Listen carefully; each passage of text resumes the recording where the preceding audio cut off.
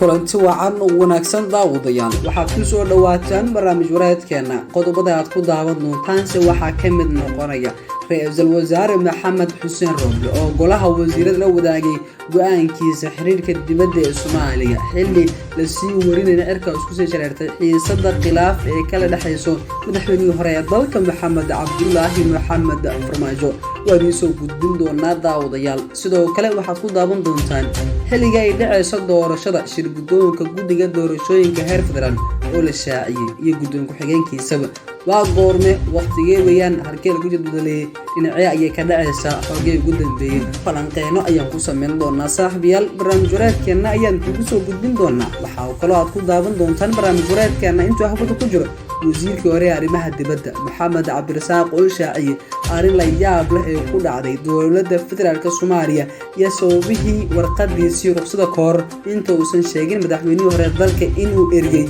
inay ku horeyso warqad xilka tagis ah amba shaqo joojin oo isaga soo qortay taasi oo ku dan lahaa in gabahanba shaqada wasaaradda arrimaha dibadda uu baneeyo wadin soo gudbin doonaa saaxiibayaal qodobadaas iyo qodobo kale ayaad ku daawan doontaan xasuusiyo haddii ay tahay markii ugu horeysay ku soo gaaray waxaan kaa codsanaynaa subscribe barteena sidoo kale gambeelka furo si wararka loo soo dhigay ay kuu soo gaaraan haddii aad ka mid tahay saaxiibadeena qaaska si waxaan ku xasuusinaynaa muuqaalkan shargare leexar si asxaab wanaagsan oo kala hadna mahadsanid aan ku bilownay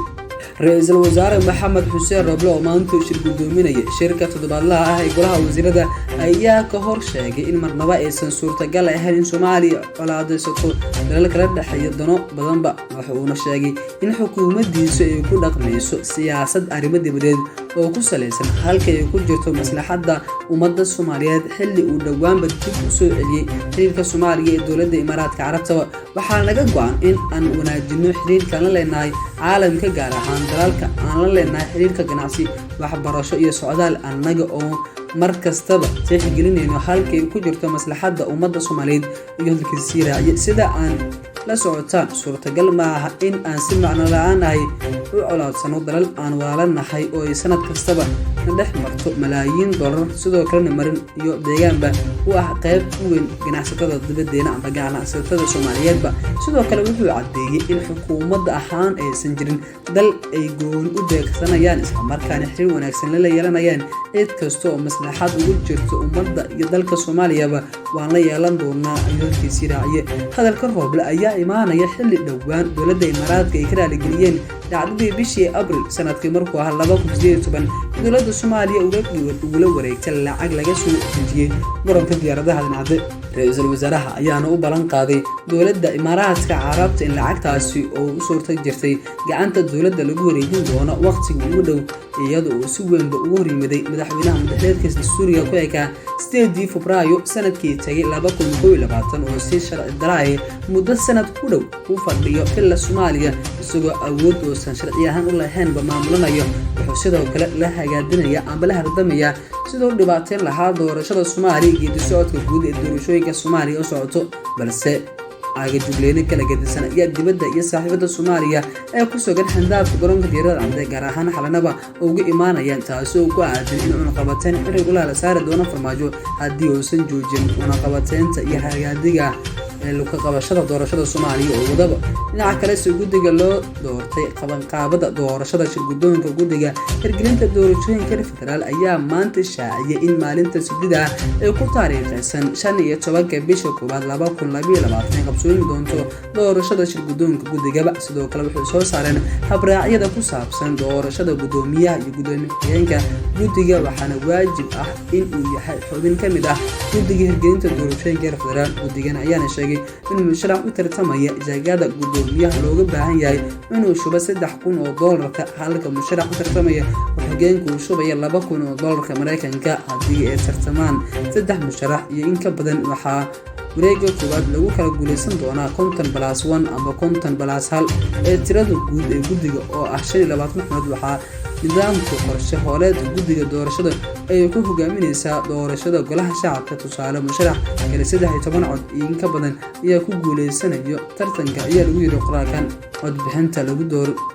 codbixinta lagu dooranayo shir guddoonka guddiga waa qarsoodi waxa lagu codeynaya sanduuqa codbixinta sida uu ku xusan habraac uu soo saaray guddiga loo doorto qabanqaabada doorashada shir guddoonkaba waxaa doorashada lagu macsuumayaa xafiiska ra'iisul wasaaraha, wasiirka arrimaha gudaha, shirguddoonka guddiga xalinta khilaafaadka doorashooyinka, shirguddoonka guddiga CDA, UNSOM, UNB Soomaaliya, safaaradaha beesha caalamka, goobjoogayaasha ururada bulshada rayidka, wakaaladda wararka ee Soono iyo bahda warbaahinta ayaa ugu dambeyntii lagu yiri qoraalka ka soo baxay. Taa waxay ku sii muujinaysaa kadib markii xilka qaadistii guddoomiyaha ay ku soo beegantay gudoomiyihii hore Maxamed Arro, sidoo kalena xubno badan la eriyay, ayay ku sii muujinaysaa in guddiga isku diyaarinayaanba in howlmaalmeedkooda shaqada ah ay guddiga doorashooyinka si maalinlaha u sii wataan, taasoo ku aadan in guddiga doorashooyinka hortaalo 40 cisho ee soo aadan ay bilaaban doontaba isla maalinta Axadda ah ee 15 bishan, hay'adaha Sabtiga oo ah maalinta 15 bishan inay bilaaban doonto waqtiga ee loo qabto doorashooyinka ku aadan 40 cisho lagu soo gabagabeeyo doorashada golaha shacabka. ayaana waqtiga saxda ah guddiga doorashooyinka shaqada go'aad ay qaban doonaan. weli waxaad daawanaysan barnaamij wareedkeena saaxiibayaal, haddii ay tahay markii kugu horeysay ku soo gaaray waxaan kaa codsanaynaa subscribe, sidoo kale gambeelka furo si wararka loo soo dhigay channelkeena YouTube-ka ay ku soo gaaraan. haddii aad ka mid tahay saaxiibadan qaaskasi waxaan kaa xasuusinaynaa muuqaalkan share garee like saar si asxaab wanaagsan adigoo kala heshin mahadsanida. markaana wasiirkii hore ee arrimaha dibadda Soomaaliya Maxamed Cabdirasaaq ayaa shaaca ka qaaday in madaxda sare ee dowladda federaalka ay diideen macaawino ay ku deeqday jaamacadda Carabta si loo raaligeliyo dowladda Itoobiya. Maxamed Cabdirasaaq ayaa sheegay in mucaawinadan oo ahayd daawo lagu soo daabulay diyaaradda militariga oo ay leedahay Masar gebi ahaanba la diiday maadaama xiisad siyaasadeed xilligaasi ka dhaxaysay dowladda Itoobiya oo saaxiib la yihiin madaxweynaha mudaharaadkiisu dhamaaday Maxamed Cabdullaahi Maxamed Farmaajo. qof Soomaali ah aqligiisa ma geli karto in la yiraahdo Masar la hadal oo diyaaradda cargo militariga ee C-130 mar rabna ee diyaarado kale ah nagu soo daabulaan mucaawinada dawada ah ayuu yiri. maxaa keenay ilaa heerkaas in la diido? marka su'aal weydiiyay ayaa si hoose lagu sheegay in Itoobiya ma rabaan oo ayaga ayaa diiday daawo ay bixiyaan jaamacadda Carabta oo Masar ay diyaarad soo saartay. madaxda maxaa ka galay Itoobiya waxa uu intaas ku sii daray in la yaab ku noqotay in Itoobiya ay faragelin intaas la egba ay ku leedahay arrimaha Soomaaliya ayaa danaheedaba siyaasad u adeegsato maadaama xilligaas Masar si weyn isku hayeenba. wasiirkii hore ee arrimaha dibadda Soomaaliya ayaa sidoo kale sheegay in dowladda federaalka ay soo istaag Masar ay ciidamo u tababarto dalkeena iyo inay